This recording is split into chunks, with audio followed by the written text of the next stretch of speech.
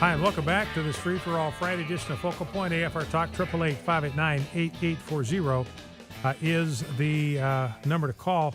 You know, I got a story in here about the memory of the Afghan villagers when Bergdahl stumbled into their village. They were confused. They didn't know why he had left the base. They were suspicious. They thought maybe it was a part of a covert agenda. He kind of walked into the village in a haze and intended to go on through the village, on into the mountain. They told him, don't go there. It's dangerous. That's where the Taliban is. They tried to offer him bread and water. He wouldn't take it. They think he was probably high on dope. And then when the Taliban finally found him, he was cursing his countrymen. And then eventually he converts to Islam and becomes a mujahideen, a warrior for Islam by his own terminology.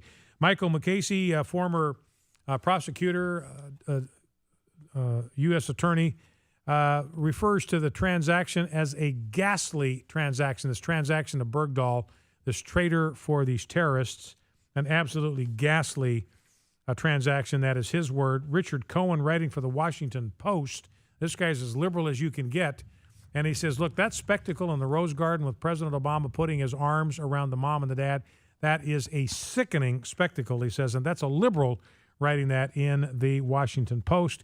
The Atlantic, another far-left website, saying that President Obama's prisoner swap has weakened the rule of law, the illegality of the Obama administration's actions. That's how they refer to it, the illegality of the Obama administration's actions, admitting that he simply and plainly and flatly broke the law.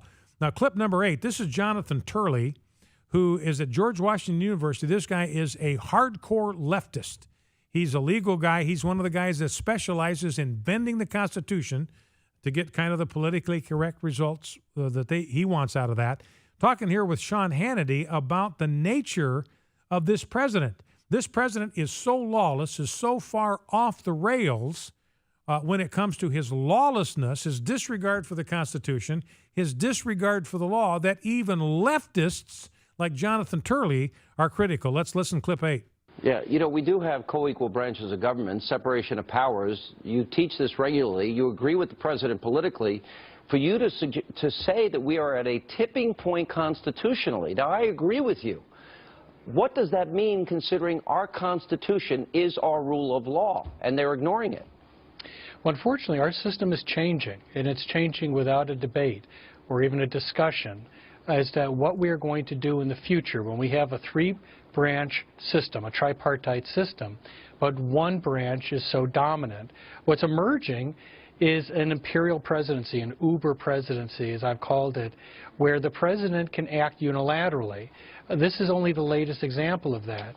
What's troubling is that we have a system that has been stable precisely because these are limited and shared powers. This president has indicated that he's just not willing to comply with some of those aspects. You know, he told Congress he would go it alone. And he went on to say, in our system, you are not allowed to go it alone. So this is Jonathan Turley. And you know, what we need to understand, this is a liberal saying this, what he's saying that President Obama is going to continue to do whatever he wants to do. He doesn't believe that there are any restraints any longer on what he can do. And see, the question then becomes, well, who is going to stop him? And we've talked about this before. We do not want to see anything other than a constitutionally prescribed solution. Violence is not the answer, but the power of impeachment is. In other words, what President Obama is doing is he's throwing down on Congress and he's saying, impeach me, I dare you. You're going to have to impeach me. I'm not going to stop. I'm going to do whatever I want. I'm going to ignore the law. I'm going to ignore the Constitution. I'm going to issue executive orders. I'm going to act unilaterally. I'm going to ignore the law. I'm going to ignore my statutory obligations. Just try and stop me. And realize now we have another 2.5 years of this unless the president is impeached, because the only thing that can stop him is impeachment. You know, we are so used to having presidents that have some sense of respect for the Constitution, some sense of respect for the separation of powers, some glimmer of understanding of the limited nature of the executive power of the president. This president does not accept any of that. He doesn't embrace any of that. He doesn't tolerate any of that. We have, as Jonathan Turley says, an imperial presidency. So I think we need to understand that the only thing that can possibly stop this president now is an impeachment. There's nothing that Congress can do. There's nothing that Congress can say. There's no law that Congress can pass that will have any kind of restraint on what he is willing to do.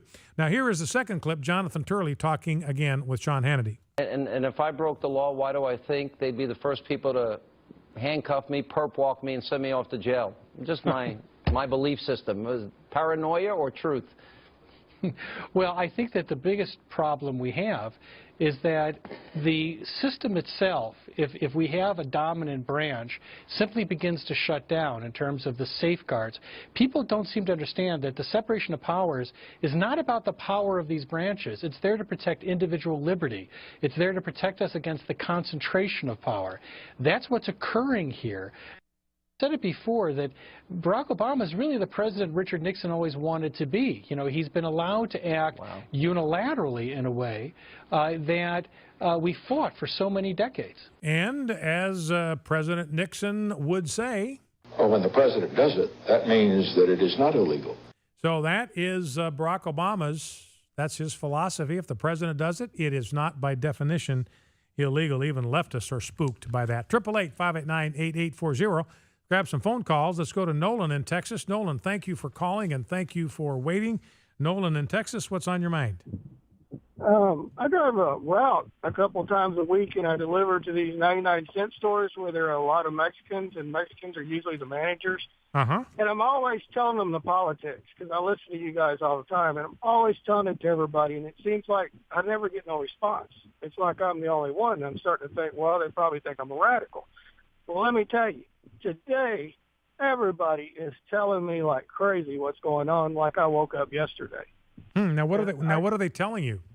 What are they saying? They're telling me about, they're saying they can't believe America has such an idiot for a president, is the main thing I'm hearing.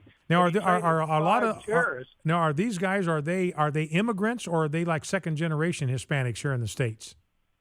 Most of them were immigrants because they're mad about the policy on the amnesty, too, because they're telling me what kind of money they paid to come over here themselves.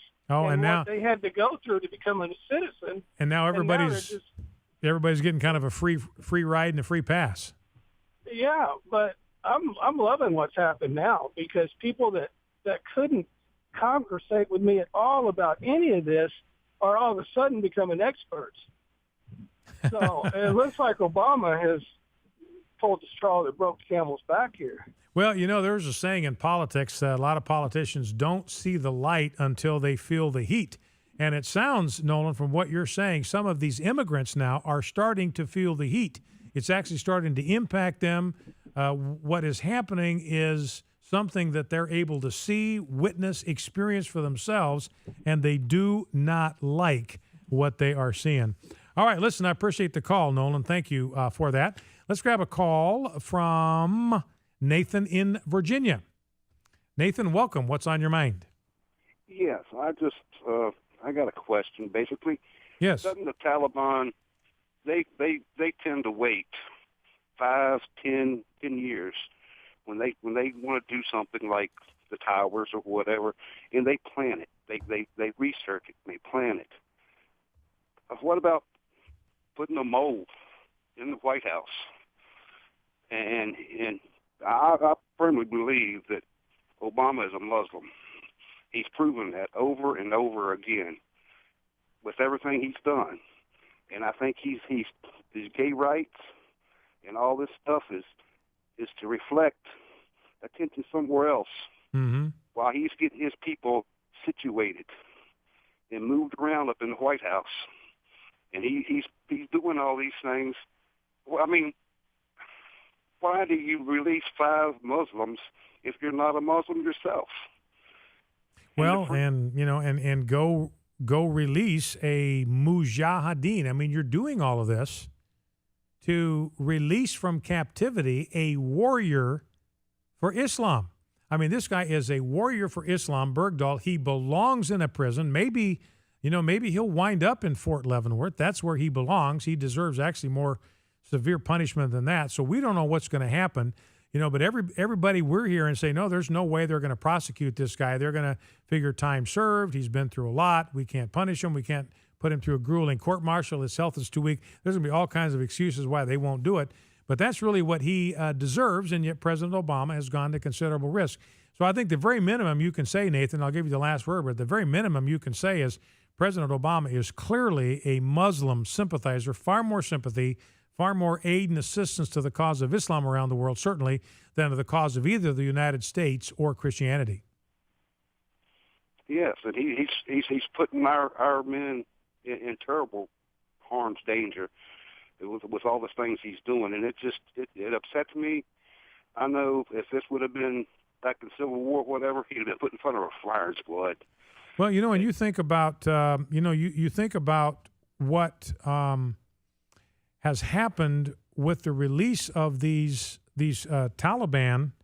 I've got a story here. The Intelligence Committee even told the Obama administration, and they told this to the Congress when they had this briefing, they are convinced that 4 of the 5 of these Talibanis are going to go back to the battlefield.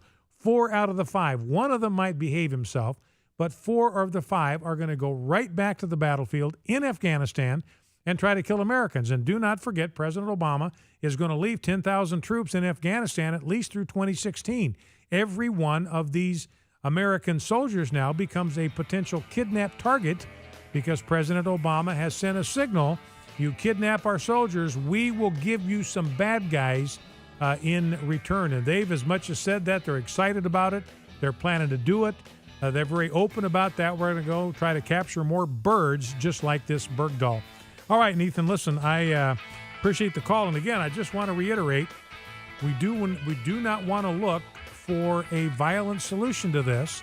There is a solution to this that's political, it's constitutional, and the solution is to impeach a president and remove him from office for abusing his power. It can be done. More and more lawmakers are talking about it. I heard Alan West on Sandy Rios' program this morning. He's calling for it.